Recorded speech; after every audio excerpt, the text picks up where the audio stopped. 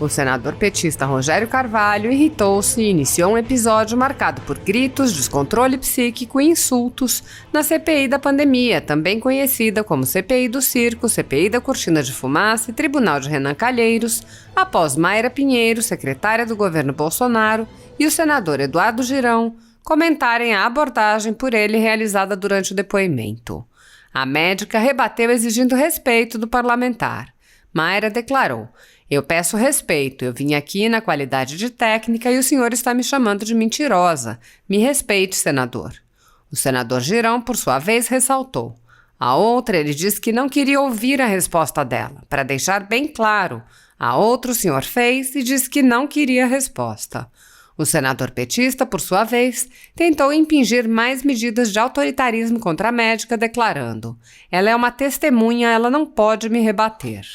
Em seguida, o senador Fernando Bezerra expôs inúmeros feitos do governo Bolsonaro voltados ao enfrentamento da pandemia, os esforços para a viabilização de vacinas, a superioridade dos números do Brasil quando comparado a outros países emergentes e o treinamento e a capacitação para profissionais de saúde. Dessa forma, Bezerra assinalou: "O relatório conclui que, caso a vacinação continue no ritmo atual, a possibilidade de uma terceira onda fica bastante diminuída. Dessa forma, a economia brasileira pode se normalizar mais cedo do que se imagina." Outro sim, o congressista denunciou: "Alguns parlamentares aqui estão tentando criar materialidade para algum tipo de ação criminal por parte de ações ou omissões do governo Bolsonaro." Assista. Todos que estão vindo aqui vêm treinados para mentir, enganar o Brasil e... Senador, eu peço respeito, eu vim aqui na qualidade de técnica, o senhor está me acusando de mentirosa.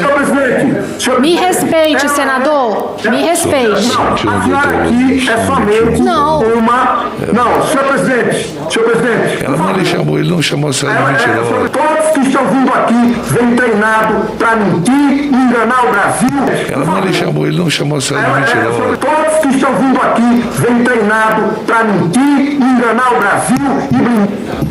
Senador, E todos do governo que vem à CPI têm uma única e simples função: blindar o presidente Jair Messias Bolsonaro da sua condução temerária e dolosa no combate à pandemia no Brasil. Porque ele não combate a pandemia, ele se conduz. Ele, na verdade, é efeito expansivo da pandemia e leva a milhares de brasileiros a se infectar, a adoecer e a morrer de Covid no Brasil. Obrigado, senhor presidente.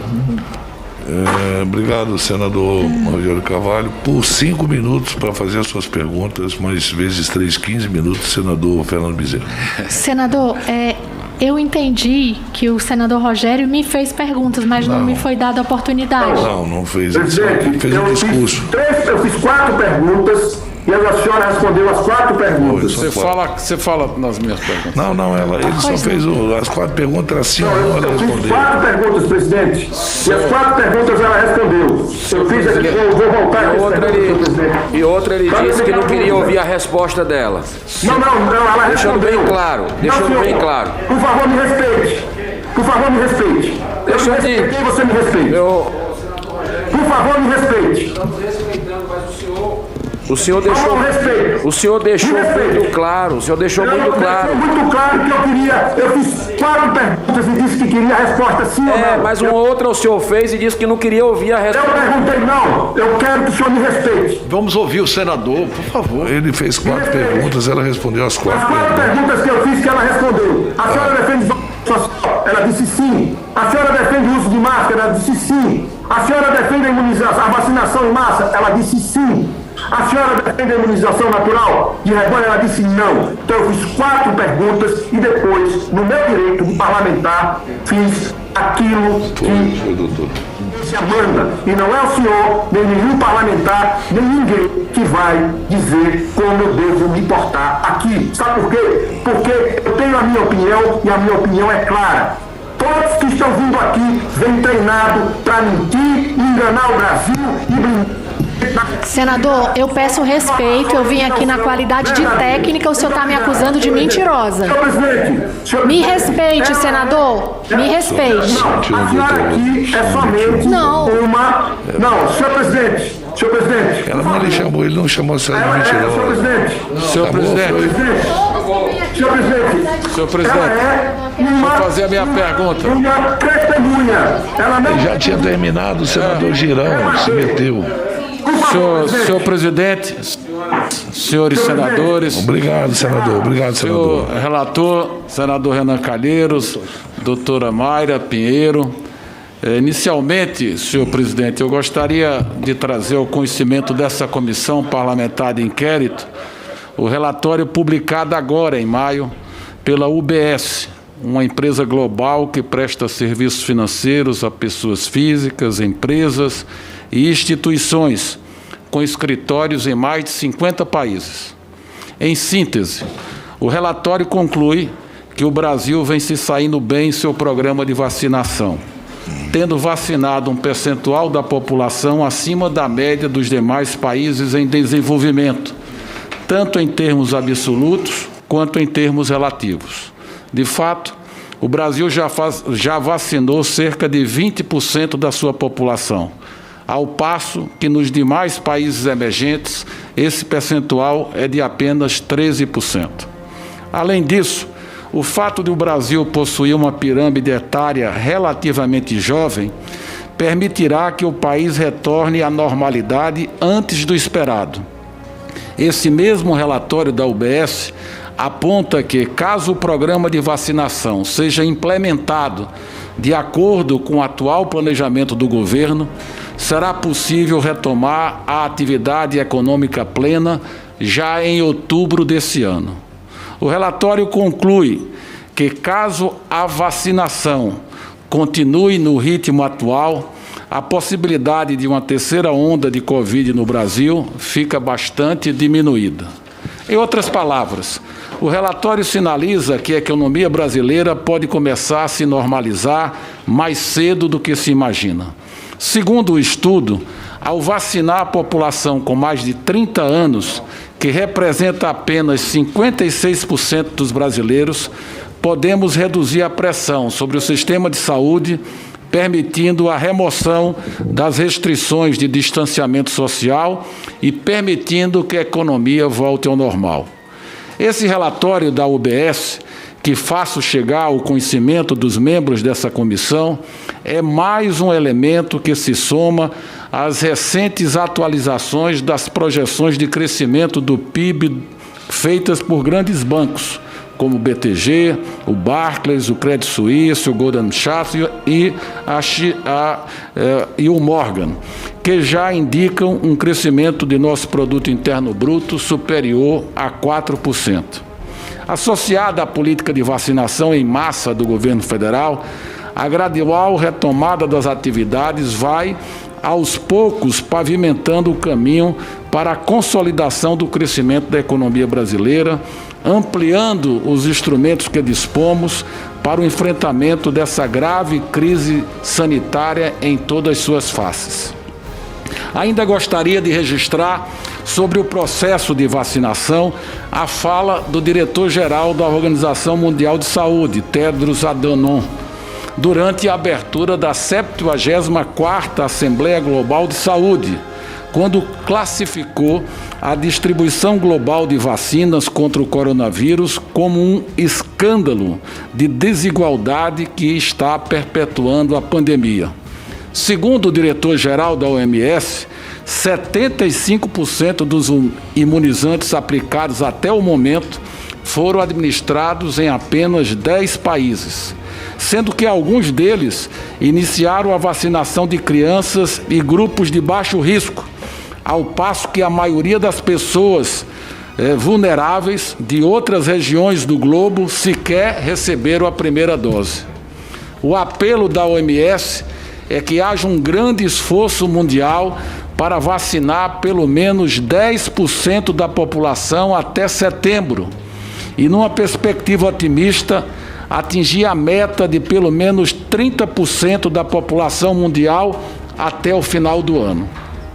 Apesar dessas dificuldades, senhor presidente, para a obtenção de vacinas e insumos que não são necessariamente de natureza política, mas de insuficiência de oferta frente à demanda global, gostaria de registrar que nesta terça-feira, considerando a atualização do Ministério da Saúde em relação à vacinação no país, alcançamos a marca de 58.565.658 doses de vacinas aplicadas, o que permitiu a vacinação de 39.742.084 pessoas com a primeira dose e de 18.823.574 de pessoas com a segunda dose.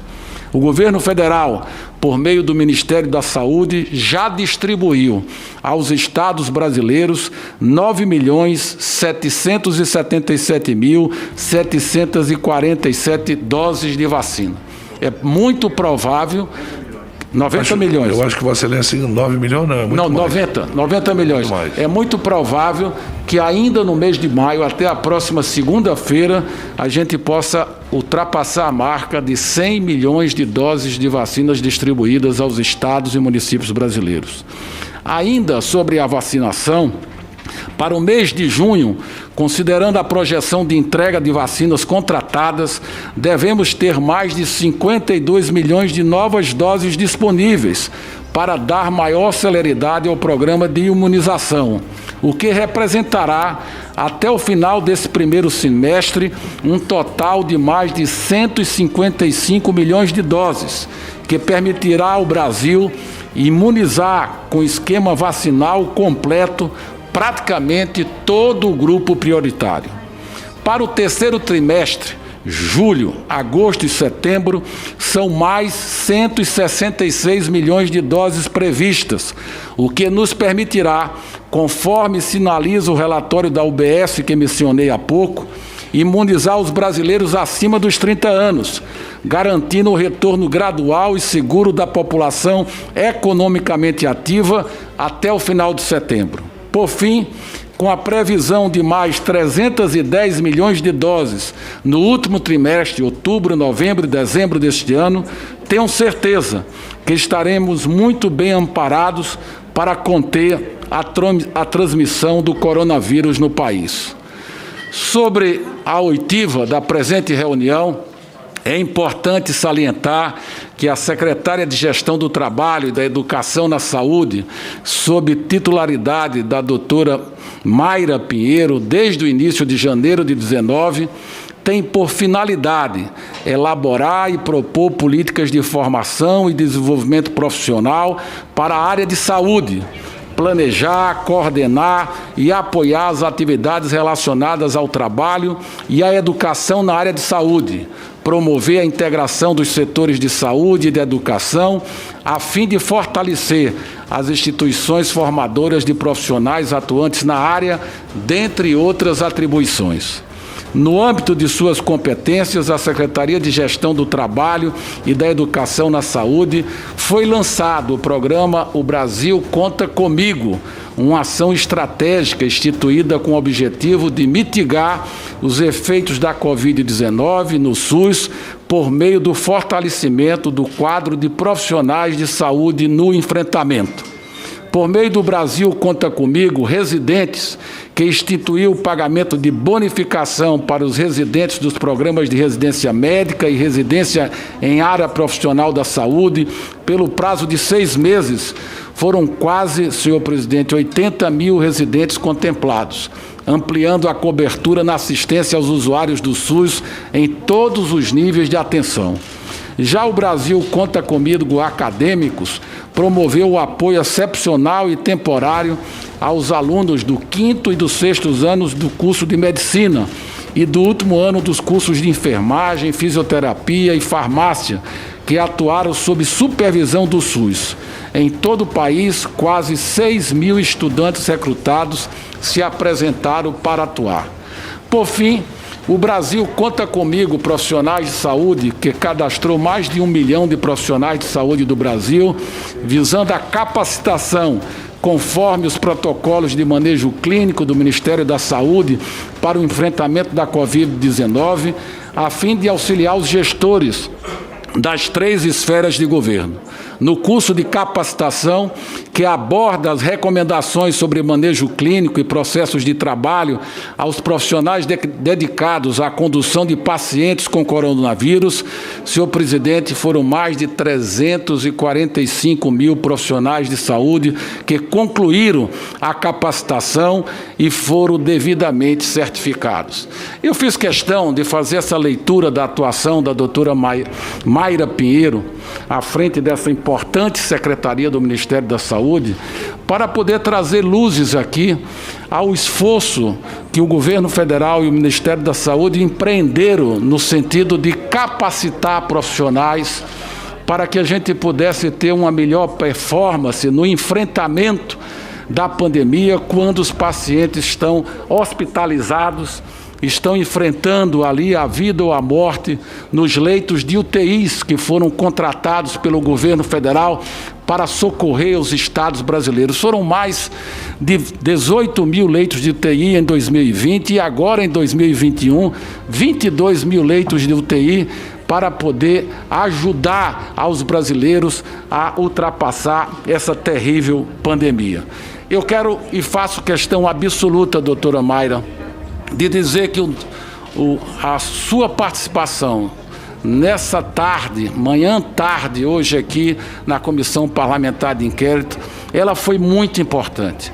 Não só a senhora falou de forma transparente, lúcida, clara, metódica, falando do seu trabalho, da sua secretaria, mas, sobretudo, trazendo muitas luzes, não só para os membros da CPI, mas para os milhões de brasileiros que nos acompanham nesse momento, pelo rádio, pela televisão, pelos veículos de comunicação do Senado Federal, em relação a uma das coisas que alguns parlamentares aqui estão tentando criar uma materialização, uma materialidade para algum tipo de ação criminal por parte das ações ou omissões do governo federal.